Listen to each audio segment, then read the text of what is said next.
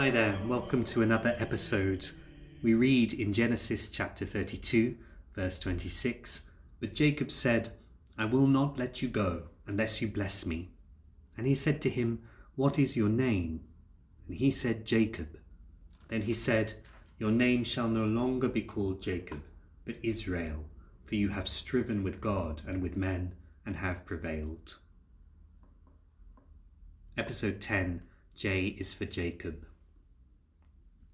I'm an only child, so I can't imagine having a sibling, let alone a twin, to strive and struggle with in life. And that's certainly what Jacob and Esau did. On the very day they were born, when Esau came out first, Jacob was holding onto his heel to prevent him. The word aqab means heel, and the verb that comes from it means to supplant or disrupt. This is appropriate then, given the fact that Jacob will supplant the birthright of his older brother Esau in the course of time.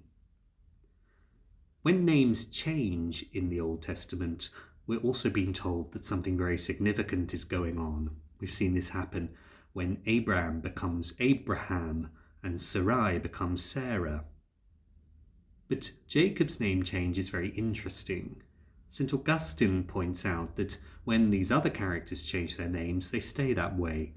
But when Jacob changes his, he both takes on a new name and retains using the old one.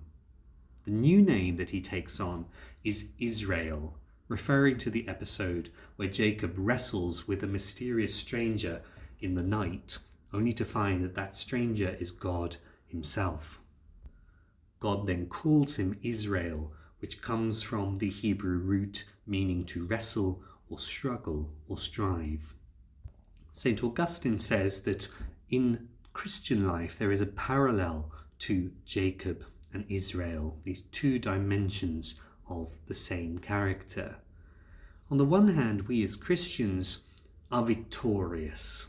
We know that Jesus Christ has won his victory over sin and death for us, and that we have been called and chosen and washed by him in baptism.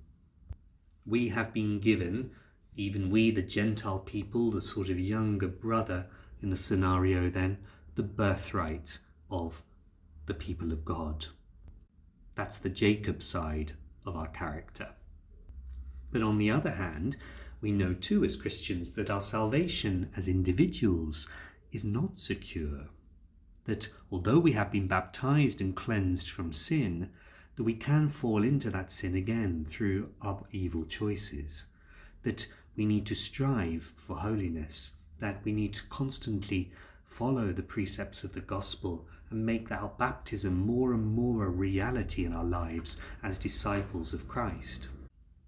God offers us the grace to be his sons and daughters in the kingdom of heaven, but we must cooperate with it.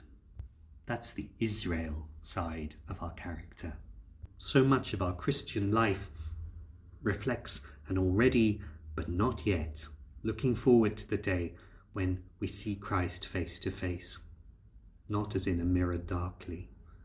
It's interesting that the place where Abraham and God wrestled, Abraham then names Peniel, which means the face of God, saying, "For I have seen God face to face, and yet my life has been delivered." This is especially important for us to remember in Lent, because a lot of what we're trying to do here doesn't make sense unless we bring in that context of eternal life. Just as Christ's passion makes no sense without the eventual resurrection. When after a long Lent we come to celebrate the feast of Easter, we will be just the same people that we were before, with our particular situations in life and struggles, but hopefully too we will have been transformed by Christ. We will have moved away from certain habits and patterns of thinking. We will bear our old name, but also a new one, that of his. Your name shall no longer be called Jacob, but Israel, for you have striven with God and with men and have prevailed.